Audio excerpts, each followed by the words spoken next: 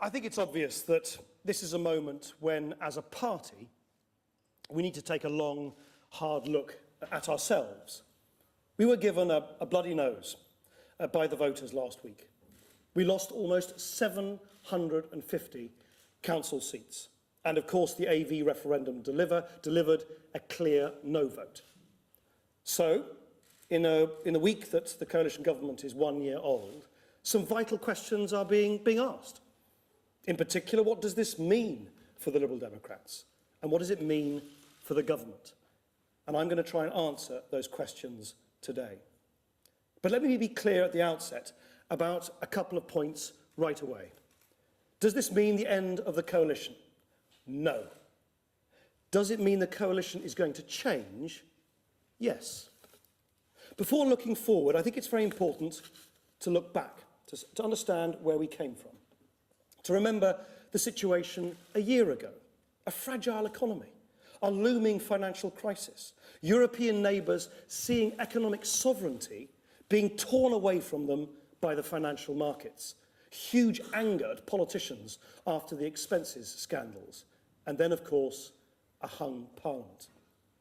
The decision we took to enter full coalition with the Conservatives, a decision the Liberal Democrat Party collectively took, was absolutely the right one.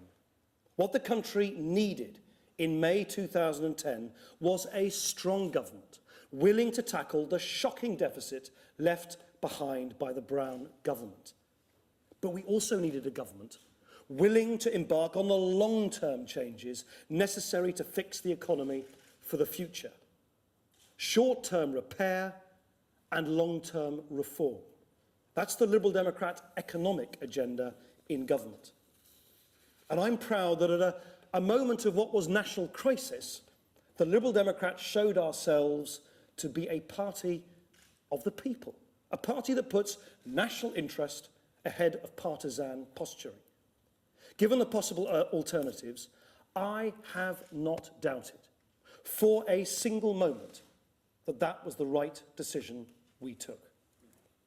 Roy Hattersley made a radio programme about coalitions last year. He suggested that there are three kinds of coalitions in this country. Coalitions of convenience, which are not required by parliamentary arithmetic, but are simply easier to form for personal reasons. An example might be the Lloyd George coalition after 1918, when the Conservatives actually had a majority.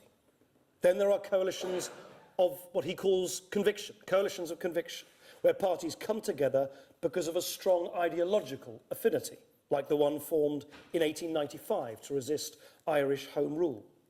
And thirdly, there are coalitions of necessity, formed in times of national emergency when no single party has the mandate to act alone. The current government is a coalition of necessity. Of course, the Liberal Democrats and the Conservatives share strong convictions in some areas, such as civil liberties and the decentralisation of power away from Whitehall and Westminster. But the driving force behind the formation of the coalition was necessity, the need to act together in the national interest to sort out Labour's toxic economic legacy. It is not a national government, but it is a government formed in the national interest.